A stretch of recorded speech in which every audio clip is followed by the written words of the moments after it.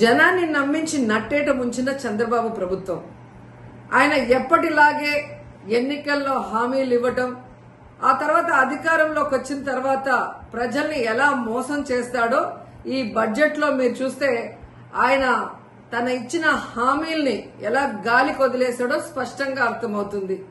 ముఖ్యంగా మహిళలకి ఇంట్లో ఎంతమంది ఉంటే అంతమందికి 1500 ఇస్తాం, నీకు 1500 నీకు 1500 అని గొప్పగా ప్రచారం చేసుకున్నారు. కానీ ఈరోజు బడ్జెట్ లో చూస్తే ఆ హామీకి ఎక్కడా కూడా ప్లేసే లేదనేది మనకు కళ్ళారా కనిపిస్తుంది. అంతేకాకుండా ముఖ్యంగా నిరుద్యోగులకి ఉద్యోగ అవకాశం ఇస్తాము లేదా నిరుద్యోగ భృతి ఇస్తామని ఈరోజు నిరుద్యోగుల్ని ఏ విధంగా పంగనామాలు పెట్టారో మనం కళ్ళారా చూస్తున్నాం. అండ్ ఈరోజు మీరు చూస్తే ఉచిత బస్సు ప్రయాణాన్ని అందరికీ కూడా మహిళలకు ఇస్తామని చెప్పి ఆ ఊసే బడ్జెట్ లో లేకపోవడం అనేది దురదృష్టకరం. ఇక ముఖ్యంగా చదువుకున్న పిల్లలు వాళ్ళకి ఇచ్చే తల్లికి వందనం ప్రతి సంవత్సరం 12,400 కోట్లకు పైగా అవుతుంది. అంటే 2 సంవత్సరాలకి కలిపి 25,000 కోట్లు ఈరోజు బడ్జెట్ లో కేటాయించాల్సి ఉంటే కేవలం 9,400 కోట్లు మాత్రమే కేటాయించారు.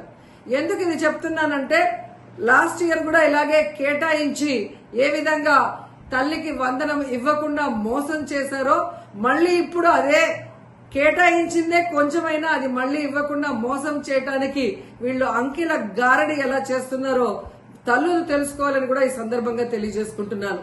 ఇక ముఖ్యంగా అన్నదాత సుఖీభవ, అన్నం పెట్టే అన్నదాతని ఎలా ఈ ప్రభుత్వం మోసం చేస్తుందో మనం వాళ్ళ అధికారంలోకి వచ్చిన రోజు నుంచి కళ్ళారా చూస్తున్నాం.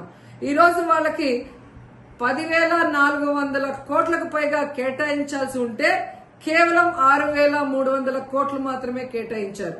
2 సంవత్సరాలకి కలిపి 21,000 కోట్లు ఇవ్వాలి అన్నదాతలకి. కానీ ఇప్పటి వరకు ఒక పైసా కూడా ఇవ్వకుండా వారి నడ్డి ఎలా విరిచారో మనం కళ్ళారా చూస్తున్నాం. ఇక మీరు చూస్తే డ్వాక్రా మహిళలకి ఈ బడ్జెట్ ఎలా టోక్రా ఇచ్చిందో అందరూ కూడా చూసి ఏడుస్తున్నారు. ఎందుకంటే హామీలు ఇచ్చినప్పుడు 10 లక్షల వరకు సున్నా వడ్డీ రుణాలు ఇస్తామని చెప్పిన ఈ కూటమి ప్రభుత్వం ఈ రోజు ఆ హామీని బడ్జెట్ లో పెట్టకపోవడం చూస్తే ఇక మనకి ఇచ్చినట్టే అని డ్వాక్రా మహిళలు ఏడుస్తున్నారు. ఎందుకంటే ప్రతి కుటుంబంలో ఒక మహిళ డ్వాక్రా గ్రూప్ లో ఉంటుంది.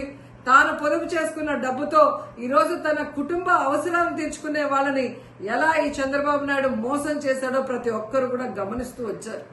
అండ్ ముఖ్యంగా ఈరోజు మీరు చూస్తే పయ్యావుల కేశవ్ గారు మన ఆర్థిక మంత్రి, ఒక రాష్ట్ర బడ్జెట్ అంటే రాష్ట్ర ప్రగతికి మూలం.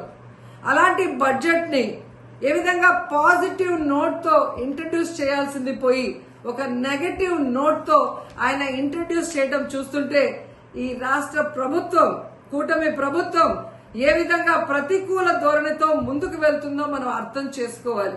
ఎందుకంటే ఆర్థిక మంత్రి తన ప్రసంగంలో నీతి ఆయోగ్ చెప్పినట్టు రాష్ట్ర రుణ పరిమితి 0గా మారింది అన్నారు.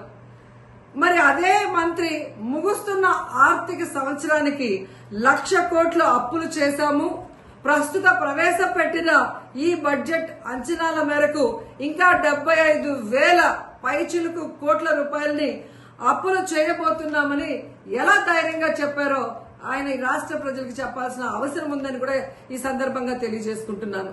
ముఖ్యంగా మన రాష్ట్రంని ఈరోజు మీరు చూస్తే హిరోషిమా నాగసాకితో రాష్ట్రాన్ని పోలిస్తే ఎవరైనా పెట్టుబడులు ఈ రాష్ట్రానికి వస్తారా? ఈ రాష్ట్రాన్ని బాగు చేయాలనుకుంటున్నారా, సర్వనాశనం చేయాలనుకుంటున్నారా అనేది ఆయన చెప్పాల్సిన అవసరం ఉంది. ఎందుకంటే ఈరోజు పయ్యావుల కేశవ్ గారు చంద్రబాబు నాయుడు గారిని ఇంప్రెస్ చేయడానికి భజన చేయడానికే సమయం